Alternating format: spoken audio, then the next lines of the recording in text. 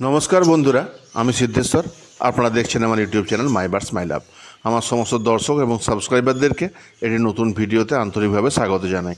বন্ধুরা আজকের ভিডিওতে লাভ বার্ডের ব্রিডিং নিয়ে আমরা আলোচনা করব। বিশেষ করে এই ভিডিওটি তাদের জন্য যারা প্রথমবার লাভ বার্ড পালন করছেন বা করতে চান, বা যারা প্রথমবার লাভ বার্ডের ব্রিডিং করানোর চিন্তাভাবনা করছেন, বা লাভ বার্ডের ব্রিডিং নিয়ে কোনো সমস্যায় পড়েছেন, পাখির ডিম পাড়ছে কিন্তু বাচ্চা হচ্ছে না, বা বাচ্চা অল্প বয়স হওয়ার পরেই মারা যাচ্ছে, কোনো সমাধান খুঁজে পাচ্ছেন না, তাদের জন্য বিশেষ করে এই ভিডিওটি। এই সমস্যাগুলি আমার অভিজ্ঞতা মতো সমাধানের উপায় নিয়ে এই ভিডিওটিতে আমরা আজকে আলোচনা করব। আমার অভিজ্ঞতার সাথে আপনাদের ব্যক্তিগত অভিজ্ঞতা যৌথ প্রয়াসে যদি পাখিগুলোকে আমরা ভালোভাবে রাখতে পারি এবং ওদেরকে ভালোভাবে ব্রিডিং করাতে পারি, তাহলে জানবো আজকের আলোচনা আমার সার্থক হয়েছে। তো চলুন বন্ধুরা, আমরা কীভাবে সাবধানতা নেব এবং কি কাজ করব লাভ বার্ড ভালোভাবে পালনের জন্য, সেগুলো আমরা একে একে আলোচনা করি। কিন্তু বন্ধুরা তার আগে একটা ছোট্ট অনুরোধ, যদি আমার ভিডিওটি ভালো লেগে থাকে অবশ্যই বন্ধুদের মধ্যে শেয়ার করুন। যদি আপনি নতুন হয়ে থাকেন আমার চ্যানেলটি সাবস্ক্রাইব করুন। সাবস্ক্রাইব করে অবশ্যই বেল আইকন প্রেস করবেন, যাতে আমি কোনো নতুন ভিডিও আপলোড করলে আপনারা তার নোটিফিকেশান পান। অবশ্যই লাইক আর কমেন্টসের মাধ্যমে জানাবেন আপনাদের কেমন লাগলো। চলুন তাহলে বন্ধুরা বাকি ভিডিওটি শুরু করা যাক। ভালো পাখি পছন্দ করে আমাদের পাখি কিনতে হবে, এটা লাভ বার্ড ভালোভাবে পালন বা ভালোভাবে ব্রিডিংয়ের প্রথম ধাপ। পাখি যেন সুস্থ সবল হয় সেটা দেখে আমাদের পাখি সংগ্রহ করতে হবে। দেখে নিতে হবে পাখি যেন চনমনে এবং পরিষ্কার পরিচ্ছন্ন থাকে। এক্ষেত্রে কোনো ব্রিডারের কাছ থেকে পাখি সংগ্রহ করতে পারলে ভালো হয়। ভালো পেট শপ থেকেও লাভ বার্ড আপনারা নিতে পারেন। কোনো বিশ্বস্ত পেট শপ বা কোনো ভালো ব্রিডারের কাছ থেকে ভালো জাতের পাখি সংগ্রহ করা খুবই গুরুত্বপূর্ণ, কারণ পাখি সুস্থ এবং ভালো জাতের না হলে আমরা ভালো ব্রিডিং পাবো না। পাখির সুস্থতা সম্বন্ধে একটা কথা আপনাদের বলে রাখি বন্ধুরা, পাখি নেওয়ার সময় দেখে নেবেন পাখি যেন চনমনে থাকে। যদি দেখেন পাখি খাঁচার একদিকে বা খাঁচার মেঝেতে চুপ করে বসে আছে বা তেমন চনমনে ভাব নেই, কাছে গেলেও তেমন নড়াচড়া করছে না, সেক্ষেত্রে বুঝে নিতে হবে পাখির কোনো শারীরিক সমস্যা রয়েছে। তাই সুস্থ এবং সবল চনমনে পরিষ্কার পরিচ্ছন্ন দেখে পাখি আমাদেরকে পছন্দ করতে হবে। এরপরে আমাদের ভাবতে হবে লাভ বার্ডের ব্রিডিং কীভাবে ভালো পাওয়া যায়, আলাদা খাঁচায় একজোড়া করে রেখে না কলোনিতে। এ ব্যাপারে সিদ্ধান্ত আপনাকেই নিতে হবে। যদি কলোনিতে ব্রিডিং করাতে চান তাতেও আপনি ভালো ফল পেতে পারেন, কিন্তু পাখি কলোনিতে ব্রিড করে, কিছু পাখি করে, আবার অনেক সময় কিছু পাখি আলাদা কেজে ভালো ব্রিড করে।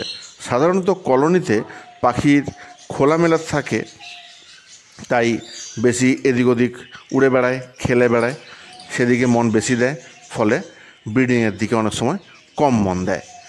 আলাদা আলাদা কেজে যদি রেখে আমরা ব্রিডিং করাতে চাই সেক্ষেত্রে সমস্যা অনেকটা কম হয়। আরেকটা ব্যাপার, আলাদা কেজে আপনি নিজের ইচ্ছা মতো পাখির পেয়ার রেখে ব্রিডিং করাতে পারেন, কিন্তু কলোনিতে কে কার সাথে পেয়ারিং হবে বা কে কার সাথে পেয়ারিং করে ব্রিড করবে সে ব্যাপারে আপনার কোনো নিয়ন্ত্রণ থাকবে না।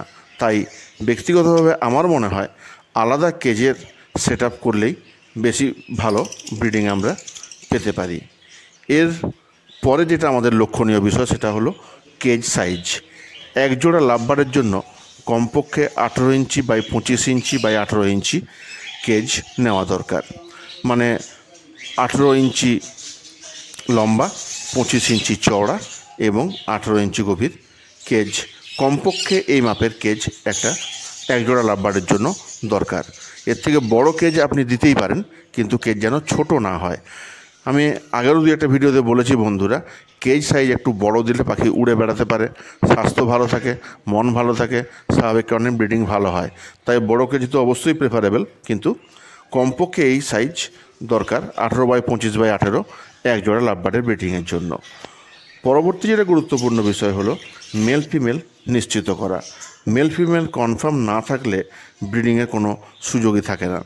দুটো মেল একসাথে থাকলে তো ডিম পাড়ার ব্যাপারও থাকে না, আর দুটো ফিমেল একসাথে থাকলে ওরা ডিম পাড়ে কিন্তু আনফার্টাইল ডিম পাড়ে, তাই খুবই স্বাভাবিক সেই ডিম থেকে বাচ্চা হয় না। তাই যে কোনোভাবেই হোক মেল ফিমেল কনফার্ম করতে হবে। স্বাভাবিকভাবে লাভ বার্ডের মেল ফিমেল নির্বাচন বেশ জটিল, তাই ডিএনএ টেস্টের মাধ্যমে কনফার্ম করে নিতে পারেন এরা মেল ফিমেল আছে কি না, অথবা যদি আগে ব্রিডিং করেছে এমন নিশ্চিত খবর থাকে সেটাও চলতে পারে, অসুবিধা নেই। মেল ফিমেল কনফার্ম হওয়াটা দরকার যাতে আমরা ঠিকঠাক রেজাল্ট পাই। আরেকটা জিনিস মনে রাখতে হবে বন্ধুরা, যে ব্রিডিং সিজনেই আমরা ব্রিড নেব।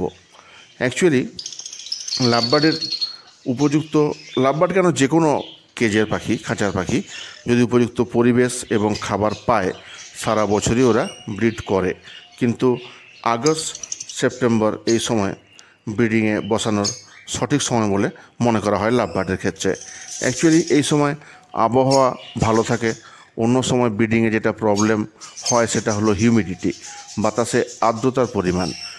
60 থেকে 65 পর্যন্ত হিউমিডিটি হলে এদের ব্রিডিংয়ে কোনো প্রবলেম হয় না, কিন্তু এর বেশি হলে অনেক সময় ডিম নষ্ট হয়ে যাওয়ার সম্ভাবনা একটা থাকে। তাই ভালো ব্রিডিংয়ের জন্য ব্রিডিং সিজনে ব্রিডিং নেওয়াটাই বেশি ভালো। আরেকটা বিষয় হলো মেল ফিমেল বন্ডিং। আমরা হয়তো মেল ফিমেল ঠিকই চয়েস করে পেয়ারিং করেছি, কিন্তু ওদের মধ্যে বন্ডিং নেই, ওদের একে অপরের সঙ্গে ঝগড়া করে লড়াই করে দূরে দূরে থাকে, সেক্ষেত্রেও কিন্তু ব্রিডিং পাওয়ার সম্ভাবনা থাকে না। বন্ডিং ঠিকমতো আছে কি না দেখার জন্য একটু খেয়াল রাখলেই আমরা জানতে পারবো। দেখা যেতে পারে যে মেল ফিমেলকে মাথায় হয়তো একটু চুলকে দিচ্ছে, খাবার খাইয়ে দিচ্ছে, ঠোঁটে ঠোঁট লাগাচ্ছে, এই ধরনের কোনো অ্যাক্টিভিটিস যদি আমরা দেখতে পাই, জেনারেলি খাওয়ানোর ব্যাপারে মেল ফিমেলকে খাওয়ায়, মেল ফিমেলকে খাওয়াচ্ছে, সবসময় একসাথে বসে আছে, এরকম যদি আমরা খেয়াল করতে পারি, দেখতে পাই, তখনই আমরা বুঝতে পারবো যে এদের মধ্যে বন্ডিং ঠিকঠাক হয়েছে। এবং বন্ডিং ঠিকঠাক হয়ে গেলে অবশ্যই ওদের হাঁড়ি বা বক্স যাতে আমরা ব্রিড করাতে চাই সেটা দিয়ে দেওয়া খুব দরকার। কিছুদিন যদি এক পেয়ার মেল ফিমেল একসাথে রেখে দেখা যায় ওদের বন্ডিং হচ্ছে না, সেক্ষেত্রে পেয়ার চেঞ্জ করেও দেখা যেতে পারে। মেল বা ফিমেলটাকে যদি চেঞ্জ করে দেওয়া হয় সেক্ষেত্রেও আমরা ঠিকঠাক বন্ডিং যখন হয়ে যাবে ওদের মধ্যে, তখন আবার ব্রিডিংয়ে আমরা ওদেরকে বসাতে পারি। সফল ব্রিডিংয়ের জন্য ওদের ব্রিডিং এজে আসাটাও জরুরি। ব্ল্যাক আই লাভবার্ড অন্তত 1 বছর বয়সে ব্রিডিং এজে আসে, আর রেড আই হলে ওদের 1.5 বছর মতো সময় লাগে ব্রিডিং এজে আসতে। এটাও আমাদের খেয়াল রাখতে হবে যে ভালো ব্রিডিং যদি পেতে হয় তাহলে আমাদেরকে ওদের 1 থেকে 1.5 বছর পর্যন্ত ওয়েট করতে হবে। ব্রিডিং এজে আসার আগেও ওরা অনেক সময় ব্রিড করতে পারে বা করে, কিন্তু সেক্ষেত্রে ভালো বাচ্চা পাওয়ার সম্ভাবনা একটু কমে আসে। তাই ব্রিডিং এজে আসা পর্যন্ত ওয়েট করাটাই ভালো।